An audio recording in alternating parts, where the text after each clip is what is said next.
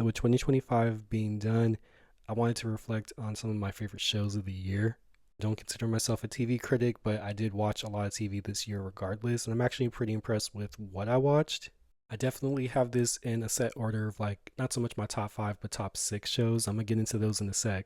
But if I had to give honorable mentions or shows that I really personally enjoyed, of course, I'm always going to be hyping up Abbott Elementary, The Vince Staples Show, Bel Air's latest season, or rather the final season, season one of Forever, Proud Family, Louder and Prouder's latest season. I'm gonna mention Lazarus, but I'm an anime fan, so I have to throw that one in there.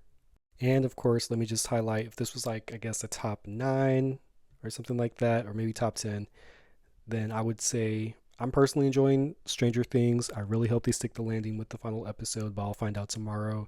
The Studio, White Lotus latest season, and Black Mirror, to me, all were great TV shows that I'm glad I watched. And now we get into what's truly in my top six. Number six, I got Daredevil Born Again. Love Daredevil. I've always been interested in his character ever since the Netflix series, and to see Daredevil come back and it was really worth the wait. I'm excited for what they do next season. I'm excited to see the Punisher's special episode at that. Right after that, Severance season 2.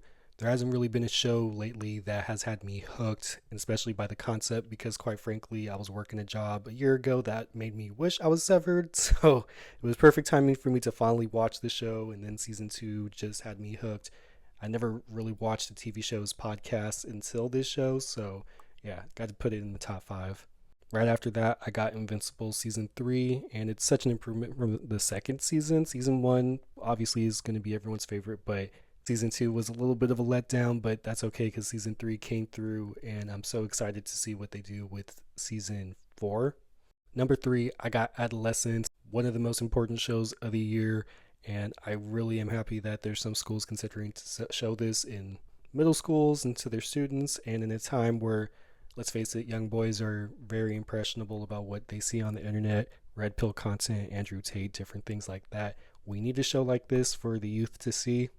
Number 2, I got Andor season 2, one of the best seasons of a TV show, one of the best final seasons, and one of the best things that Star Wars has put out, especially in this Disney era. Man, I could go on all day about how Disney Star Wars just hasn't really been doing it for anybody really, but Andor is one of them ones. But speaking of one of them ones, for me, the number one show for me this year, it's got to be It Welcome to Derry. You know, a show that's based on a book is good when it has me wanting to go get the book, and that I did get for Christmas, so I'm happy about that. I can't wait to read it. I love everything about this show, the scares, for me, the representation, seeing Bill Skarsgård come back as Pennywise. There's not much more you can ask for with a show like this, and it's too bad that season 2 and 3 won't have the same crew of kids. I'm still happy with what they did in this show and what they accomplished. And I mean, it's HBO. You can't go wrong. You know what I mean? But those were just my top shows of the year. Like I said, I'm not a TV guy, so I haven't seen every show. I haven't seen Pluribus. I haven't seen The Pit. I haven't seen like a few other shows that a lot of people talk about, but still willing to give them a try maybe one of these days. But that's just my list of my favorite shows of the year. Have y'all seen any of these shows? What do you think about them? Whatever y'all think, let me know in the comments. Let's discuss. And of course, just let me know.